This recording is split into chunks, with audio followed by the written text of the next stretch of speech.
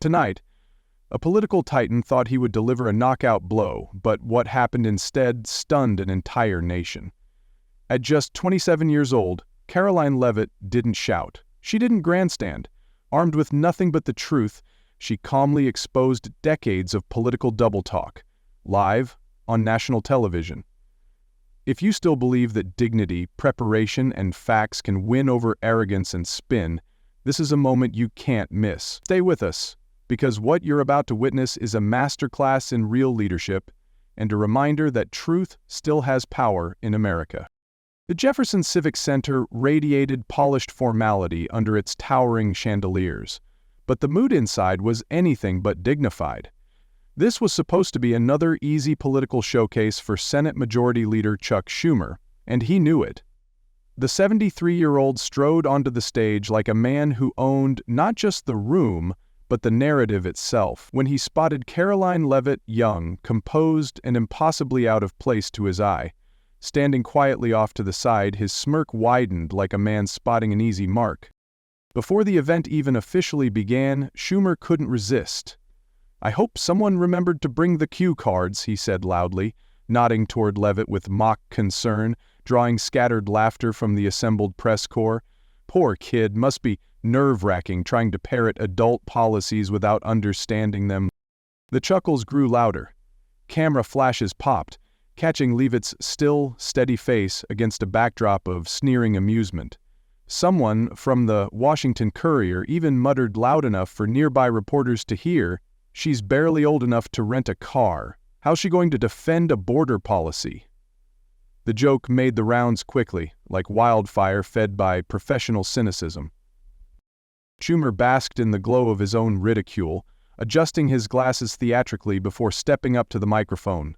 "Ladies and gentlemen," he began, the sarcasm dripping from every word, "we are gathered here today to discuss serious issues, and fortunately, I'll be speaking first. Before we hand the mic over to the intern class," the crowd roared. Even seasoned journalists, those expected to maintain a veneer of objectivity, couldn't hide their amusement. This wasn't going to be a debate, it was going to be a slaughter. Karoline Leavitt said nothing. She stood as still as a flagstaff in a gathering storm, her folder of documents tucked neatly under her arm. Not a muscle in her face moved, not a hint of anger flickered in her expression. What no one realized, what even Schumer, with all his years of political gamesmanship, failed to sense, was that the moment he turned the room into a laughingstock at her expense, he had made a fatal mistake. Because tucked inside that unassuming folder, buried beneath the weight of mockery and contempt, was something infinitely more dangerous than rage: the truth. And in just a few short minutes, the same room that had laughed with such ease would be scrambling to rewrite history. As the chuckles faded and Schumer retreated from the podium, self-satisfied and smug, Karoline Leavitt stepped forward with an unhurried grace that made the cameras shift instinctively toward her. No sign of fluster, no flash of anger, just a composed, deliberate calm that seemed almost unnatural for someone barely out of her 20s, standing in the heart of Washington's gladiatorial arena. She placed her slim folder neatly on the lectern, adjusted the microphone with a steady hand, and began to speak in a voice clear, low, and controlled. "Thank you all for being here tonight," she began, her gaze sweeping the room, meeting the eyes of journalists still half smirking from Schumer's performance. "Before we address the important questions about border security, I believe it's necessary to address a few misconceptions that were shared moments ago." A ripple of curiosity passed through the audience. This wasn't the defensive rebuttal they were expecting. This wasn't a flustered young aide making excuses. This was something different. Karoline reached into her folder and pulled out a single sheet of paper. She held it up for the cameras to see, an official transcript, stamped and verified. "In 2009, she said evenly, then-Senator Chuck Schumer delivered a speech at Georgetown University. In it, he stated, and I quote, 'Illegal immigration is wrong, plain and simple.'" She placed the transcript gently on the podium, her fingers never trembling. He also criticized the use of terms like undocumented workers, noting that they weakened the government's seriousness in enforcing immigration laws. There was a pause. Sharp. Electric. Miles Kendrick, seated just feet away, stopped mid-note, his pen frozen above his notebook. Across the room, cameras clicked faster. The long lenses of national news outlets now pointed squarely at Leavitt, not at Schumer. Without a flicker of emotion, she withdrew a second document. In 2018, she continued, Senator Schumer's office drafted a border security plan remarkably similar to the one the current administration is pursuing, complete with calls for enhanced physical barriers and expedited removal processes. She paused, letting the words sink in. The room was no longer laughing. Chuck Schumer, seated off to the side, stiffened perceptibly. His aides began whispering furiously, sensing the shift that the senator himself seemed slow to recognize. Leavitt looked up once more, her voice unwavering. These facts aren't opinions. They're part of the public record, and they paint a very different picture than what the American people have been hearing these past few weeks. Without raising her voice, without firing a single insult, Karoline Leavitt had just redrawn the battlefield, and most in the room hadn't even realized the war had begun. Karoline Leavitt didn't stop to savor the shifting room. She moved methodically, almost clinically, as if dismantling an old structure with careful, precise blows.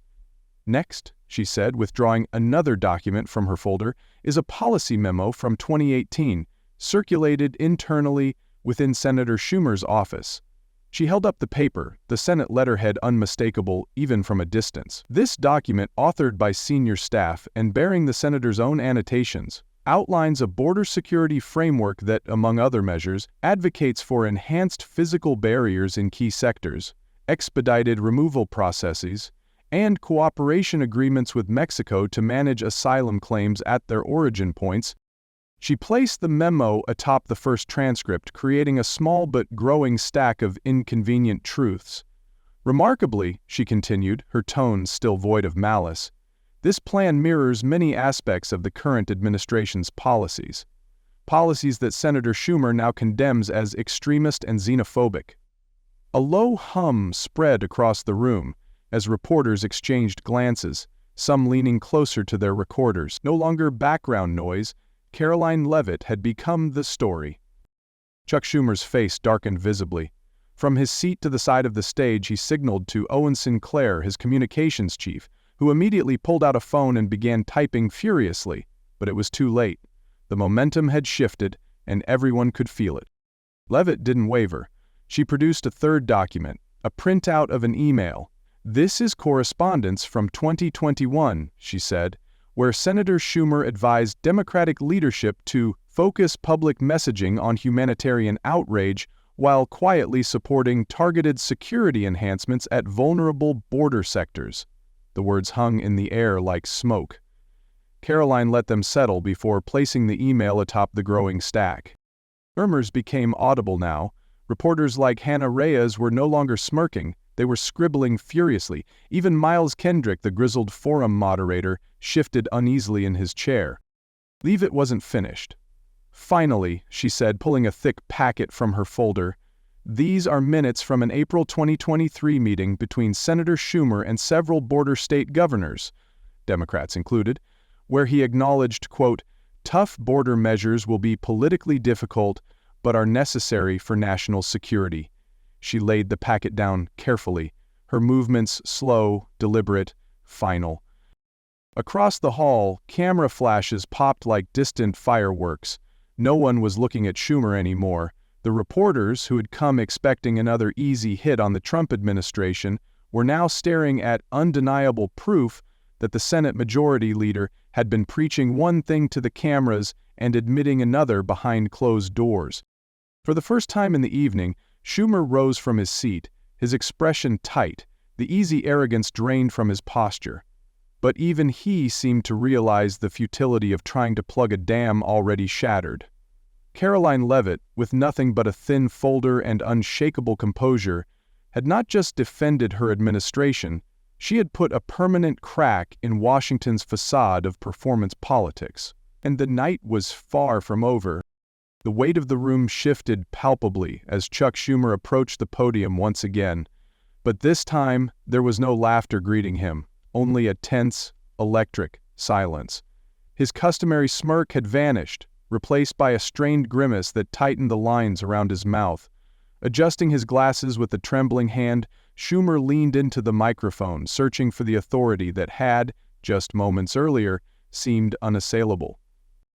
"This is a mischaracterization," he began, his voice low but brittle, "a selective presentation of private discussions taken out of context."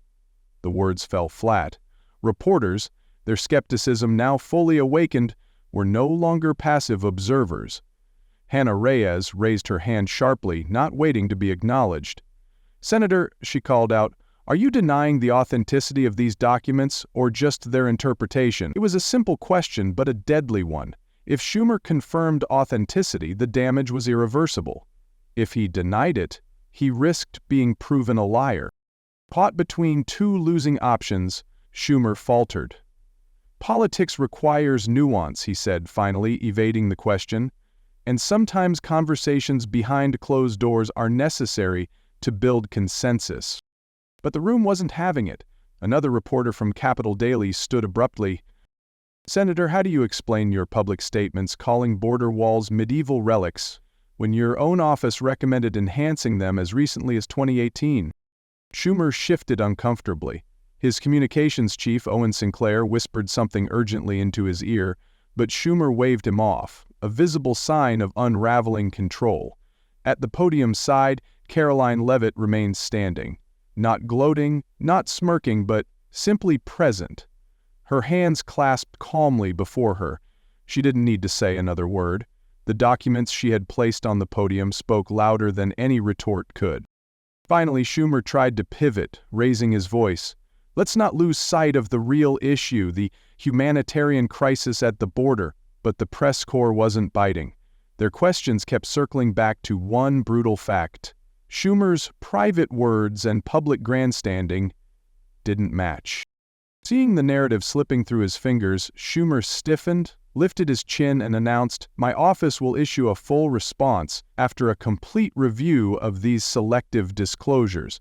Without waiting for further questions, he turned on his heel and left the stage, aides scrambling after him. It wasn't just a political defeat, it was a public unmasking. And for the first time in the night, it was Karoline Leavitt, not Chuck Schumer, who commanded the full, unbroken attention of the American media. The moment Schumer exited the stage, the Jefferson Civic Center transformed from a formal political event into a frenzy of urgent activity. Reporters who had once lounged comfortably in their chairs now scrambled toward the podium, their voices overlapping, their hands thrusting microphones toward Karoline Leavitt.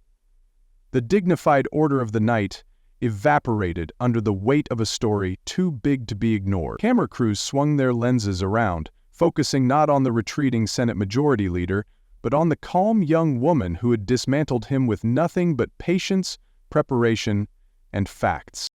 Hannah Reyes, usually reserved, pushed forward first. "Ms. Leavitt, can you provide additional copies of the 2021 email? And do you believe Senator Schumer knowingly misled the American public?" Before Leavitt could respond, another reporter from American Tribune jumped in, waving the leaked border security memo in the air. "What steps does the administration plan to take, given these revelations about bipartisan agreement behind closed doors?" The questions tumbled out now, rapid fire, the energy crackling. For the first time all night, the media was no longer interested in Schumer's talking points. They were chasing the real story. Reporters who earlier had chuckled at Schumer's jabs were now parsing through the packet of evidence Leavitt had distributed, their faces serious, some even grim. Miles Kendrick, the veteran moderator, leaned forward, his voice picked up on several open mics. "This changes the conversation," he muttered, half to himself, half to the cameras. The statement, captured and replayed across social media within the hour, would become symbolic of the night's seismic shift. Meanwhile, Democratic strategist Lance Morgan tried to run interference on a side stage, telling a small knot of reporters that all politicians evolved their positions over time, but the words sounded weak, defensive, and few were listening. The damage was already done, and the story had already found its heartbeat. In a matter of minutes, a carefully controlled media narrative had collapsed. The old order had been reversed, and the very institutions that had once served as shields for establishment figures were now documenting their downfall. At the center of it all, Karoline Leavitt stood steady, her blue folder now closed, her mission complete. The headlines weren't about a MAGA puppet stumbling on stage. They were about a career politician exposed and a new voice emerging from the ruins, armed not with outrage, but with undeniable truth. In the hours that followed, the political landscape around Washington shifted as quickly as the late autumn wind outside the Jefferson Civic Center. What had begun as a routine press forum had exploded into a national reckoning. News outlets scrambled to rewrite their stories. Headlines that had been pre-drafted to mock Karoline Leavitt were quietly replaced with words like stunning, seismic, and exposed. Even outlets that rarely gave the Trump administration a fair hearing couldn't ignore what had unfolded in full view of the cameras. Karoline's performance reverberated far beyond the Beltway. Cable news networks ran footage of her calmly presenting the documents on a continuous loop, contrasting them with Chuck Schumer's tight-lipped retreat. Miles Kendrick, the grizzled moderator, appeared on a morning show, describing Leavitt's dismantling of Schumer as the cleanest takedown I've seen in 30 years of political journalism. It was high praise from a man not known for generosity to conservative voices. Inside the White House, congratulations poured in. Senior GOP leaders privately praised Leavitt's composure, but it was President Trump's personal phone call that made headlines. Captured by an official photographer, the image of Karoline, still in her blue blazer, standing in the hallway smiling as she spoke with the president, circulated widely online. For millions of Americans watching from home, it became a symbol of something rare in politics: courage met with earned recognition. More telling, perhaps, was the shift in demeanor among the press. Journalists who had dismissed Leavitt as a lightweight began requesting exclusive interviews. News segments referred to her not as Trump's young spokesperson, but as the new face of facts-first communication. Even among Democratic strategists, whispers of reluctant admiration spread, an acknowledgement that Leavitt had done something few ever manage. She had beaten an old Washington Titan at his own game, without shouting, without insults, without spin. In the coffee shops, union halls, and veterans' posts across America, the story found a particular resonance. Here was a young leader who had been mocked, underestimated, and attacked, yet who answered with preparation, dignity, and truth. And for a generation of Americans who had grown weary of political theater and empty performances, Karoline Leavitt's quiet victory wasn't just refreshing, it was a reminder of what leadership at its best is supposed to look like. In a political age dominated by performance, noise, and endless spin, what Karoline Leavitt demonstrated that night at the Jefferson Civic Center was something both rare and timeless: the enduring, undeniable power of truth. She didn't need fiery speeches, dramatic accusations, or emotional appeals. She came armed with facts, patience, and the quiet confidence that truth, when presented plainly and without apology, still has the power to cut through even the most hardened layers of political cynicism. For millions of Americans watching, especially those who had grown up believing that integrity mattered more than image, the moment was more than a political skirmish. It was a vindication of core American values. Preparation still matters. Honesty still matters. And dignity under pressure is still one of the highest forms of leadership. Leavitt didn't just defend a policy that night, she defended an idea: that leadership should be based not on who can shout the loudest, but on who can stand the longest on the firm ground of principle. Chuck Schumer's downfall wasn't the result of a political ambush. It was the inevitable collapse that happens when private truths are buried too far from public words. In a town where double standards and shifting narratives have become routine, Leavitt's decision to trust the American people, to lay out the facts and let them judge, felt almost revolutionary. She treated citizens not as pawns in a political game, but as intelligent adults worthy of full transparency. And perhaps that is why the moment resonated far beyond Washington. Across small towns, farms, and city neighborhoods, Americans saw a young leader who didn't talk down to them or perform for them. She spoke plainly, armed with evidence, and trusted them to see the difference for themselves. In doing so, Karoline Leavitt didn't just win a press conference, she reminded a weary nation that truth, when spoken boldly and defended with dignity, still has the power to humble even the mightiest, and inspire even the most cynical. For those who had begun to wonder if facts still had a place in American public life, the answer that night was clear. Truth doesn't need theatrics. It simply needs someone brave enough to stand up and speak it. And that courage can come from places and people Washington is too quick to dismiss. In a world where political theater often drowns out substance, Karoline Leavitt reminded America that truth, delivered with calm conviction, still holds unmatched power. She showed that real leadership isn't about shouting louder or mocking opponents. It's about standing firm, armed with facts, even when you're underestimated. Her quiet dismantling of a political titan proved that preparation, dignity, and integrity can triumph over arrogance, and for those who have grown cynical about politics, this moment was a powerful reminder. Facts still matter. Courage still resonates, and the American spirit of honest perseverance is far from finished.